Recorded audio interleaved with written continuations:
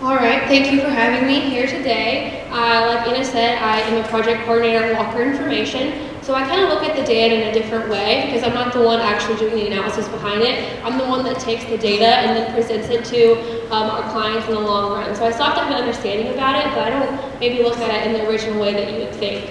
So I'm actually going to use a little story to help me with the presentation today. I graduated from Franklin College in 2016 in Business Marketing and Management.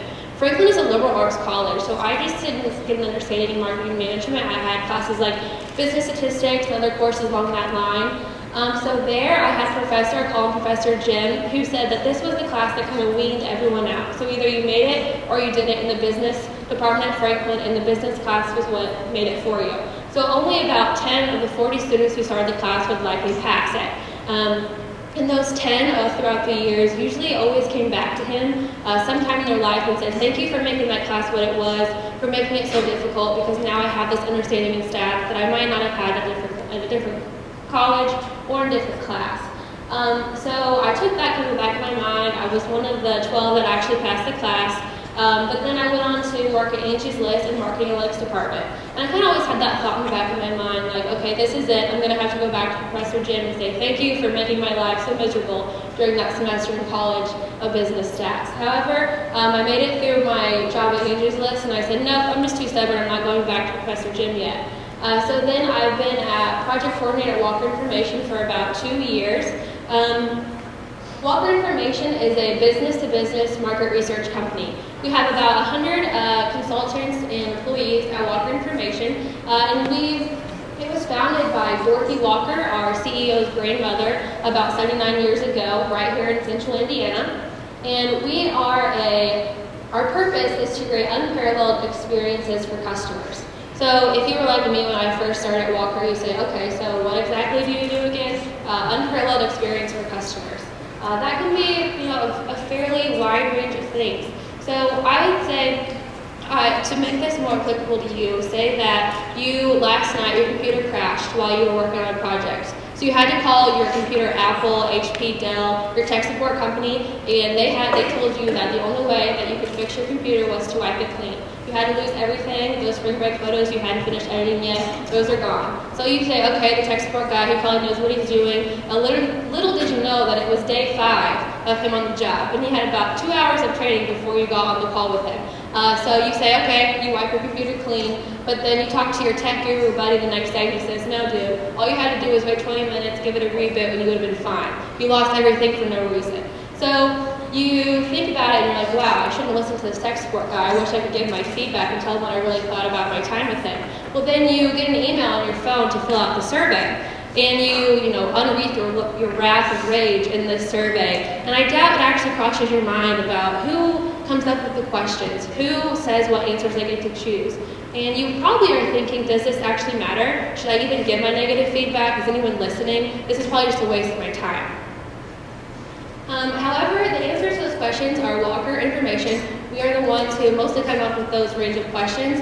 And then we also, I would say, yes, your feedback does matter. We use that on a daily basis. Companies spend millions of dollars looking at customer data to make decisions every single day. So kind of the first step into building a survey is thinking about the actual survey itself, the nitty-gritty of the questions that are going into it.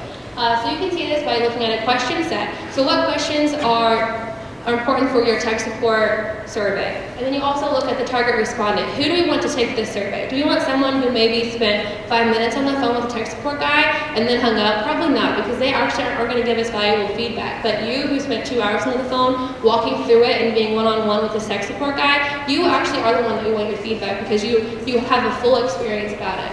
And we also look at our sample size. We have different kinds of surveys. We have relationship versus transactional. Transactional is based on one that triggered something. So you completed your tech support call that triggered a survey. You were the one that triggered that response. And a relationship is an overall relationship with the company. So maybe you worked with them once, you bought a computer there 5 years ago, you have a relationship with them, but you're not super connected. And then we also look at a time frame. We want this to be on a quarterly, yearly, daily basis. So then we have the question types. We have quality scale, likelihood scale. We have an emoji scale because we want to be cool. But no, in all honesty, we have the emoji scale because this is important for our customers and the people that are completing the survey. We want it to be the most enjoyable process. You can't always relate yourself to, oh, I feel like a 10 today or a 2. Numbers are hard to relate to if you don't deal with them on a daily basis. You might have a different understanding of a 2 than a 1 to someone else. But emoji scales, we all have a pretty good understanding of what emoji means. And so we use that in a lot of our surveys, and we see that having a good impact. So then you have your survey. We have surveys that run from, we have 200 responses, 300 responses, we have 2 million responses. There's a big range in the amount of data that we have. You can't possibly imagine going through each and every response, looking at every open-ended comment that someone gave, and then be able to go back and implement changes to your company with this money, this budget that you've been given. You can't go through that. So we have to find a way to take all of this feedback that we get and make it into a manageable way to transform that information. So Walker information, we call this customer analytics. We have the discovery and communication of meaningful patterns in the data with the intent to guide decision-making that will positively impact customer experience. So we kind of do this, I've broken this down into a 3-step process. We have a bunch of different ways to do this, but I've kind of narrowed it down for today. So we have, first we look at the performance scores. So we have our recommended reporting, what most of our clients use, is called a top 2 box. So we have if you have a scale of excellent, very good, fair, poor, your top 2, so excellent, very good. So you want your customers to be in those top 2 boxes because they feel favorably about the experience that they had with you or about you as a company. And so you can see here we have our top 2 scores for questions about products, sales, and then you have your N, so that's your sample size. How many people responded to that question? And you see here, products is our highest rated top 2 score. 83% of our respondents felt excellent or very good about the products that your company offered them. So that's very important. The industry standard is 80 to 70%. So here you see customer service, activities, and trainings. Those are lower. Those are below the industry standard. So we kind of already have an inkling that those are the areas that we want to focus on as a company. So once we have the top 2 score, you can see here that we actually try to find if it was a statistically significant increase or decrease from year over year. So here we start to trend the data. So we have data from 2015, 2016, 2017, and that's a value question. How valuable is Dell, HP to you because they're your tech support company? So you can see here from 2016 to 2017, we had a statistically significant increase in our top 2 score for value. And that's a big deal. Companies love to see that type of data and the type of results from the money that they're putting into their tech support or to the company itself. So I kind of gave you a visualization of this. We have our Z-value, and then I put it on the distribution. You kind of see our clients don't get into this nitty-gritty stuff. That's our back-end data. They just want to see that green arrow pointed up. That's what they want to see at the end term. But we, as consultants, project coordinators, we have to know the back-end so we can ensure that our clients are getting the accurate data and basing decisions off the correct type of analytics. So here you can see, once we have our top 2 scores, I carry this over to this slide. We also apply another layer to our analysis called a key driver analysis, a KDA. So here we have loyalty. So loyalty is what we want each customer to be. We want them to be truly loyal to the brand, to the company, to the product, etc. So here we have, you see product, sales reps, customer service reps. Each one of those has a value associated with them. That's a nasty model that we create that with, but it's obtained by multiple regression analysis, runs on the data, and we roll the results from those analysis into one total effect value by a path analysis. So here we can see products. They have a high top 2 score, and they're at a 0.4. So out of those questions, they have the highest impact on the customer's loyalty to that brand or to that client. So you can say that you could venture to say that product are the most important thing to you liking the company. So you kind of go down that line. What's next? You have sales reps at a 0.2. So they're like the next most valuable thing. But they also have a high top 2 score. So you're doing okay there. You don't probably need to make a ton of changes. But then you go next, customer service reps. They're at a 0.1. So they have an impact on loyalty. And they're fairly low. They're below what we say our industry standard is of 70 to 80%. And then you have training activities, and they're even lower at 62. So you could say, well, how am I supposed to know which one I have a budget of $200,000 this quarter. Which one should I focus on? You could say that, you want to split it between customer service and training activities, $100,000 each in both areas. Well, that might not be the right thing to do at this time. You can see here that customer service reps actually have an impact on loyalty, whereas our training activities don't. So you would be more likely to say that you would be more fruitful in your investment to put that money towards your customer service reps and training activities, because that would be most likely to influence your customers to stay with you as a company.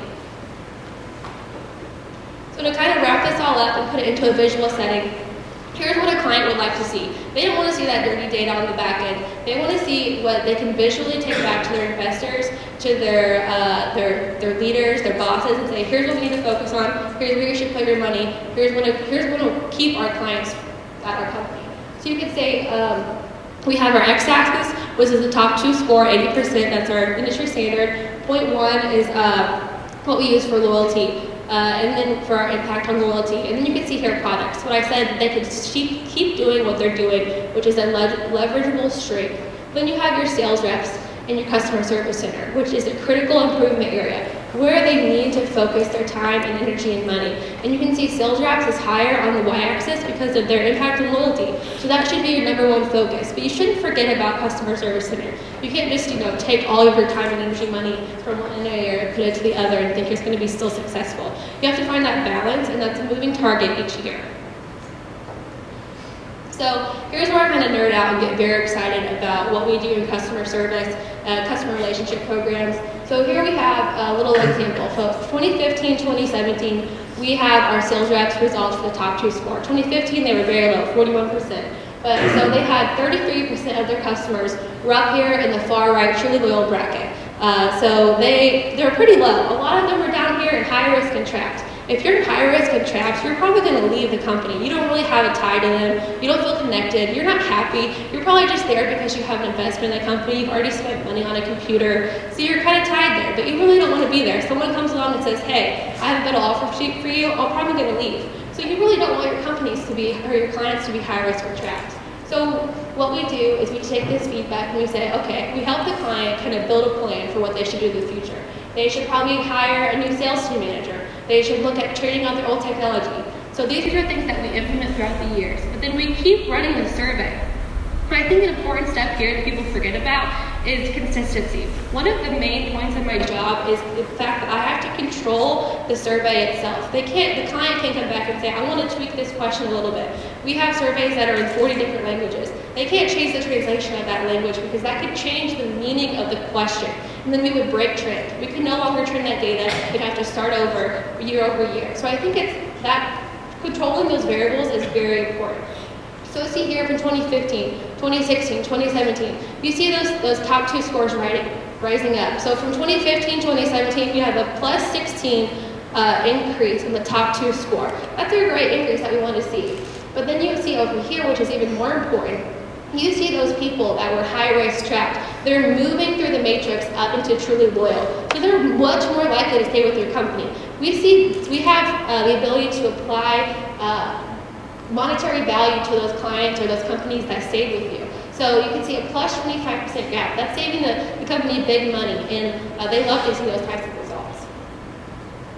So I kind of started out this story with Professor Jim, my stats teacher, and I still, even though 2 years I've been working at Walker Information, dealing with statistics on a daily basis, I still hadn't given in and gone back and said, okay, you're right, I appreciate the course. But when I got the email from Anna about speaking here today, I thought, this is it. I have to go back to Professor Jim and tell him that. He was right. I thank him for giving me that type of knowledge, so that's what I'm doing this afternoon. I will email Professor Jim, thank you. But I passed that on to you.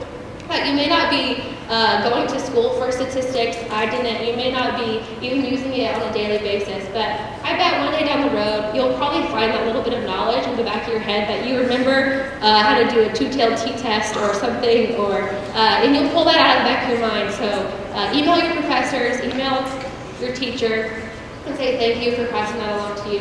It's very valuable. And I feel obligated to say, make sure that you always take your survey. It's very important. Thanks.